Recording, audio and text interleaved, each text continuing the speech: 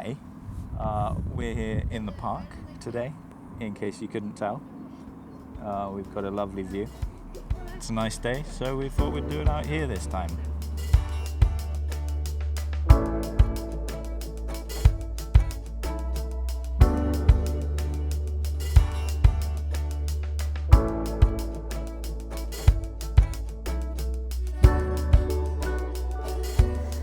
Yeah, so we've had a little hiatus recently from posting on the Devlog, and the reason for that is because we are switching game engines.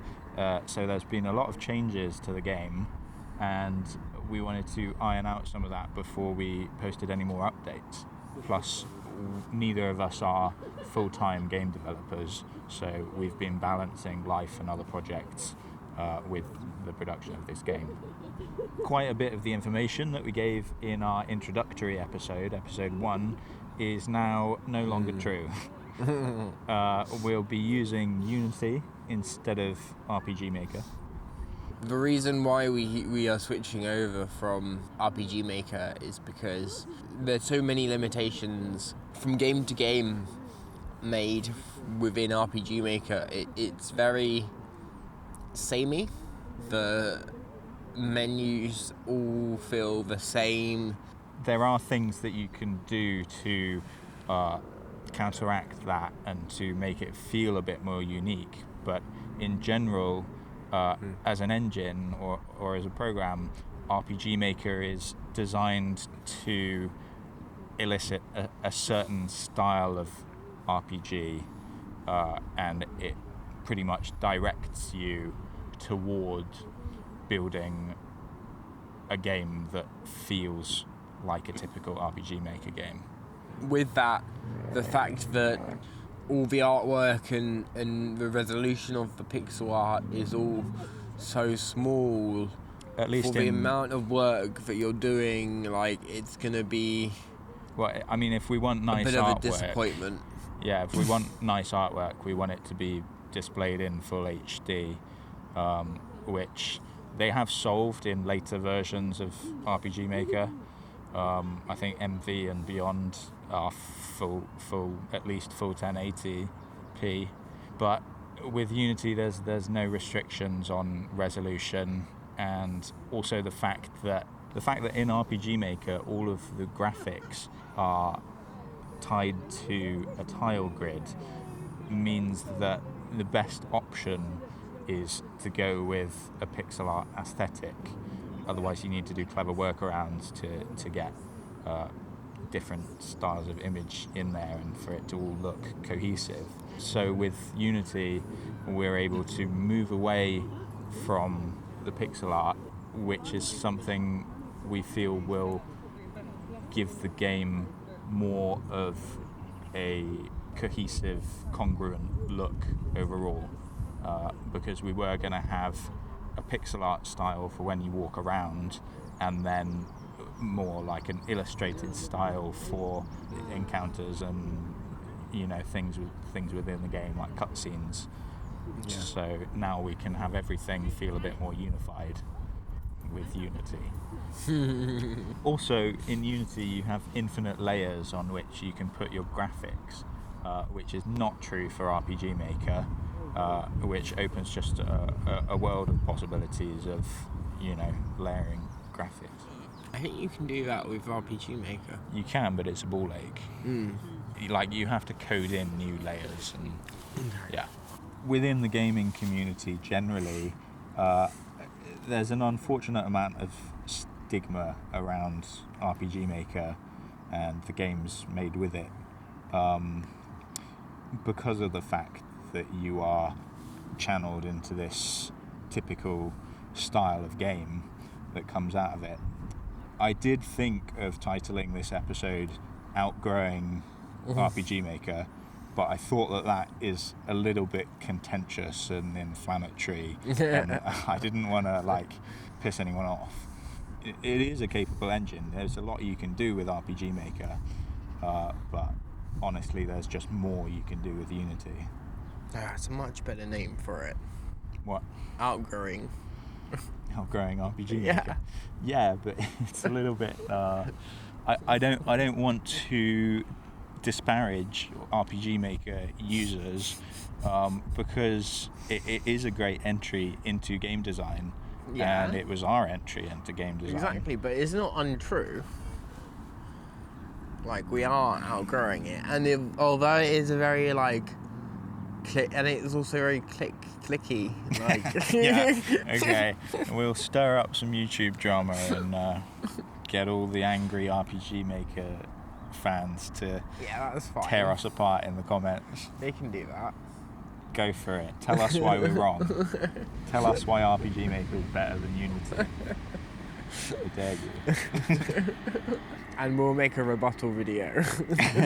And we will argue with you personally over a video exchange. Yeah. There are several utilities within Unity for creating graphics, which we feel will ameliorate the game and its value in current day gaming, like things like skeletal animation, particle generators. You don't really need to know what those things are, but they make a polished game. Also, polygonal colliders, they're super useful. Yeah. Do you not want to explain what polygonal gliders are? Well, I feel like it would be better to just put a thing on the screen of like a little definition so they can pause it and read it. We don't have to waste, because not everyone cares what a polygonal collider is, do they? Basically, you can have a square collider, like, oops, I bumped into a square, or you can have a polygonal collider where you bumped into a wiggly shape. Right. It just makes everything feel a bit less gritty. RPG Maker uses Ruby script, and we would either need to learn Ruby script or learn another programming language, and Ruby script is quite an old language now, and learning C# is going to be way more useful going forward as well in our careers. If you search through YouTube, you will find a ton of videos giving you advice on how to get started in game development. And a lot of them say the same things. We're ignoring a lot of that advice. All of that advice? Not all of it. Most people would recommend that you start with producing lots of smaller games and then progressively work up to creating larger and larger games until you are in a place where you are more equipped to build your dream game or the larger scale project that you're thinking of. But we're just going to go straight in with our game. You could argue that we did kind of do that in that we made the foundation of the game in RPG Maker in a more simplistic version, which is another piece of advice that you often come across, is to prototype your game. So we did build up to it in that sense, but there are success stories like Stardew Valley, where that was made by one guy with no time limit. He just sat down and kept working until he had the game that he wanted to have made, and lots of people like that game. Deadlines is another piece of advice. Set yourself deadlines. That's just kind of general good art practice if you're looking to make money. But because we're doing this, not full time, we're not restricted to a particular release date, and we feel like this game will benefit more from not having those time restrictions.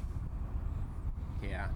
I mean, it's a labour of love, isn't it? Like, we want to put everything we have into it and make it the best that we can so that we get as many people enjoying it as possible. Yeah. And we feel like a lot of the changes that we've decided to make to the game will give it a broader appeal to a wider audience. The other big piece of advice is don't let scope creep get you, because it's a common trap that a lot of first-time developers and new game developers will fall into, of having a concept for a game and then continuously adding more and more features so that the game just grows and grows and you can never actually complete it because the end goalpost just keeps moving further away. And then a lot of people end up abandoning their games because of that. And while it's true, we have added a whole bunch more little ice cream truck. Yeah. Although we have added a whole list of new features that we want to implement into the game, and the scope has broadened significantly, we feel that it is still achievable. And although we've bitten off a lot to chew here, we don't have the time restrictions and the producers breathing down our neck that a lot of game companies have to deal with. So we are dedicated to the game, and we want it to be the game that we want it to be. Yeah, and we're not going to stop until it's there. Yeah. Talking about those many features that we've added, one of those bits that we've bitten off is side quests.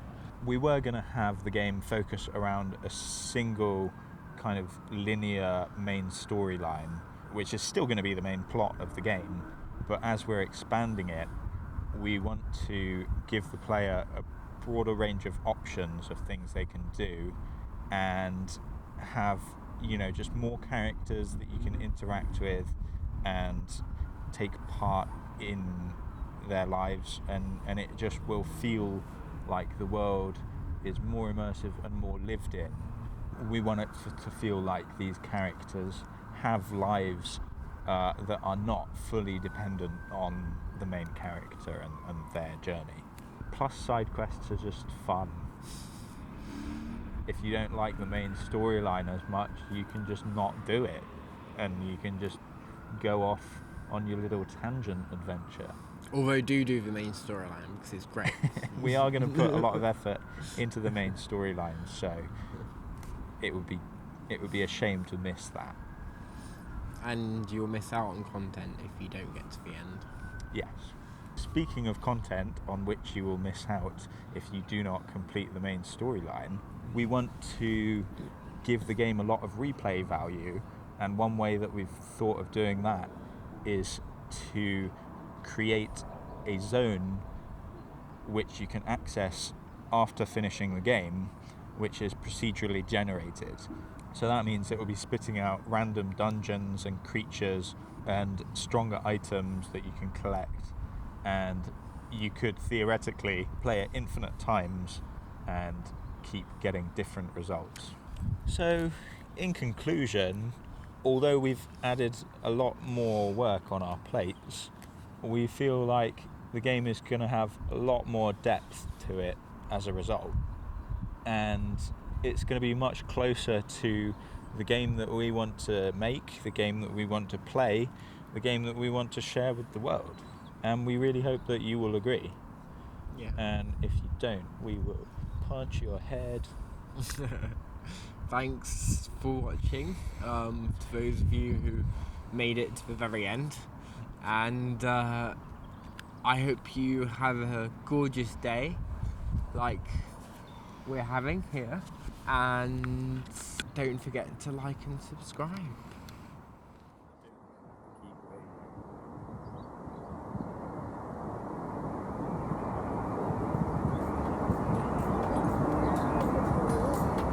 Still waving. I'm still waving.